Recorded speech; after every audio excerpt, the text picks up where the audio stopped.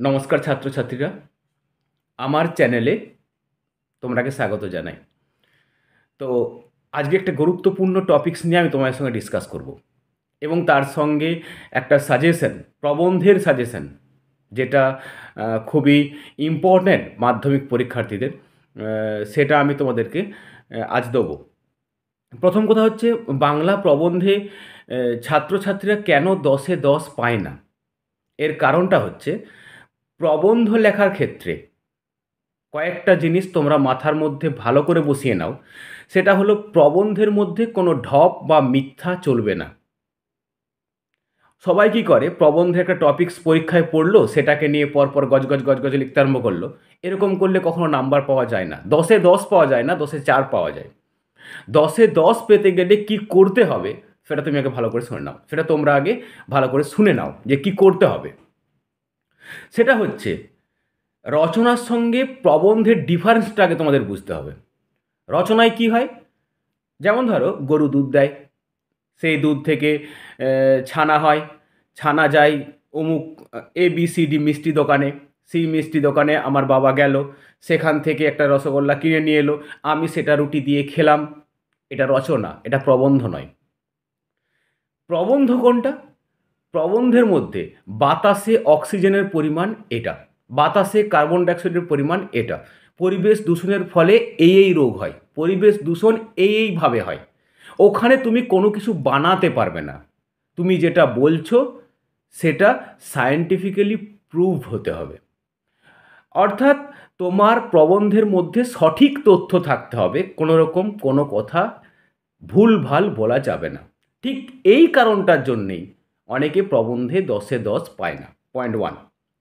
Point 2, প্রবন্ধে points কখনো খাতার সাইডে দেবে না, মাধ্যমিকের খাতার সাইডে দেবে না। কোথায় দেবে না, খাতার মাঝখানে, খাতার মাঝখানে পয়েন্টস দেবে। এবং কখনোই প্রবন্ধে ভূমিকা বলে পয়েন্টস করবে না, করবে সূচনা।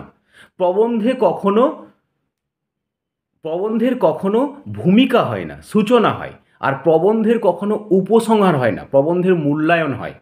কারণ পরিবেশ দূষণ একবার হয়েছে বা চলছে, পরিবেশ দূষণ শেষ হয়ে গেল, এরকম হয় না।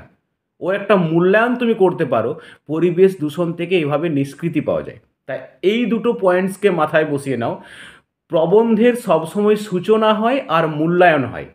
3 নম্বর পয়েন্টস, খাতার, মাধ্যমিকের খাতার মাঝখানে পয়েন্টস দিয়ে অ্যান্সার করবে।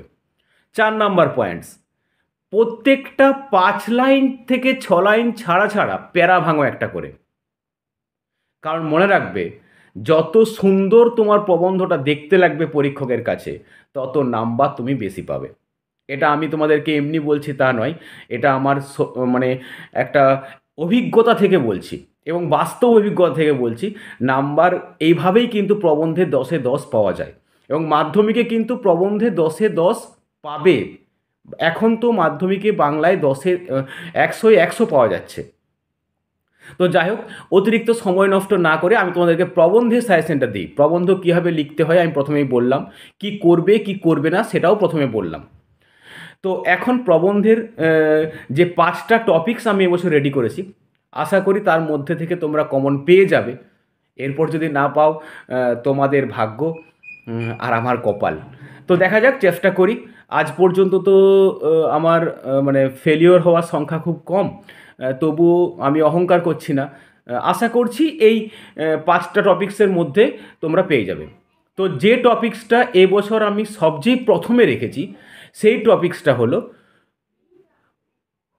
Safe drive and save life, অর্থাৎ পথ নিরাপত্তা।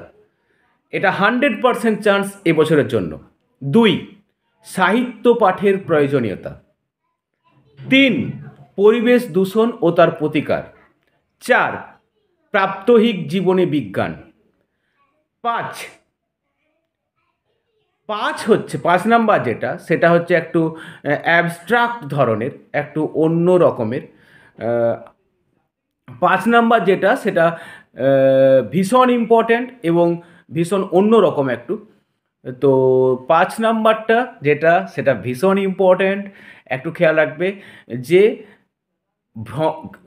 ছাত্রছাত্রীদের শরীরচর্চায় বা ছাত্রছাত্রীদের জীবনে খেলাধুলার ভূমিকা, অর্থাৎ খেলাধুলা এবং ছাত্রছাত্রী রিলেটেড, খেলাধুলা এবং ছাত্রছাত্রী রিলেটেড একটা প্রবন্ধ তোমরা করে রাখবে।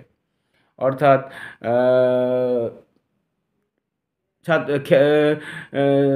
পড়াশোনার সাথে সাথে সাথে সাথে খেলাধুলার প্রয়োজনীয়তা, বা এর সাথে তোমরা করে রাখতে পারো যে খেলাধুলার প্রয়োজন কী আছে, খেলাধুলার গুরুত্ব কী আছে, এটা। অর্থাৎ আর চন্দ্রযান-3 ইম্পর্টেন্টের মধ্যে রাখিনি, বাট একবার চোখ বুলিয়ে নেবে, এটা এক্সট্রা। চন্দ্রযান-3টাকে আমি ইম্পর্টেন্টের মধ্যে রাখছি না, বাট এখন তোমরা এক কাজ করবে, যে কটা বললাম, যে অর্থাৎ পরিবেশ দূষণ ও তার প্রতিকার, সাহিত্য পাঠের প্রয়োজনীয়তা, যেটা most important, safe drive and save life, এটা ভীষণ ইম্পর্ট্যান্ট, ভীষণ রকম ইম্পর্ট্যান্ট এবছরের জন্য। তো আমি চাই এটা এবছর আসার সম্ভাবনা প্রবল। এবং তারপরে হচ্ছে তোমার বিজ্ঞানের উপর একটা, লাস্ট হচ্ছে যে ওই খেলাধুলা এবং শিক্ষা রিলেটেড একটা প্রবন্ধ করে রাখবে, একটাই তৈরি করবে। তো এখানে একটা সলভ বলে দিই তোমাদের, সেটা হচ্ছে বিজ্ঞান থেকে একটাই প্রবন্ধ করো, যেটার মধ্যে তার সব কিছুর কম্বিনেশন থাকবে। অর্থাৎ তুমি কি বলতে চাইছো, অর্থাৎ বিজ্ঞান ও কুসংস্কার, বা বিজ্ঞান ও পরিবেশ রক্ষায় বিজ্ঞানের ভূমিকা, এই সমস্ত প্রবন্ধগুলোকে মিলিয়ে একটা কম্প্যাক্ট প্রবন্ধ করো। যে বিজ্ঞান ও কুসংস্কার পড়লো, শুধু কুসংস্কারের পয়েন্টসটা বাদ বাকি সবগুলো থাকবে। সো এটাই হচ্ছে আমার তোমাদেরকে বলার বক্তব্য। তো আজ এ পর্যন্তই। যদি তোমাদের কোনো কোয়ারিজ থাকে, বা নতুন ধরো কোনো প্রবন্ধ তোমার কাছে নেই, তুমি পাচ্ছ না, তখন আমি একটা আমার গ্রুপে, আমার ডেসক্রিপশানে একটা মোবাইল নাম্বার দিয়ে রাখছি, যেখানে বা সেখান থেকে তোমরা এটা পেয়ে যাবে। মানে সেই প্রবন্ধটা আমাকে বলবে যে স্যার এই প্রবন্ধটা আমাকে একটু পাঠিয়ে দিন, আমি তোমাদেরকে হোয়াটসঅ্যাপে ফরওয়ার্ড করে দেবো। তো ডেসক্রিপশানে আমার মোবাইল নাম্বার দেওয়া রইলো। আর আমার ফেসবুক যে নামে আছে, সেখানে হচ্ছে মহেশ্বর মণ্ডল নামেই আছে, অ্যাসিস্ট্যান্ট টিচার, এইভাবেই দেওয়া আছে। তোমরা সেখানে মেসেঞ্জারও মেসেজ করতে পারো, আমার কোনো প্রোফাইল লক টক কিছু নেই, তোমরা করতে পারো।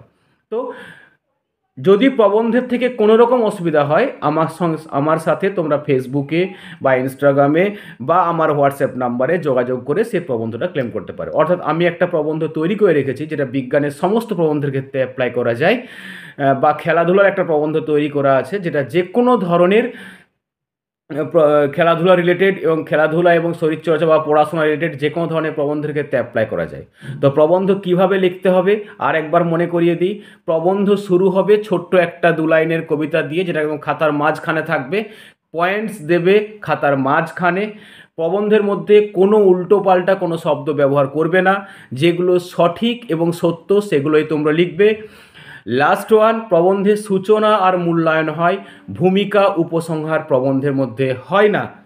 মাথার মধ্যে এগুলো রাখবে। আর প্রত্যেক 6 লাইন 7 লাইন বা 5 লাইন 6 লাইন ছাড়া একটা করে প্যারা ভাঙবে।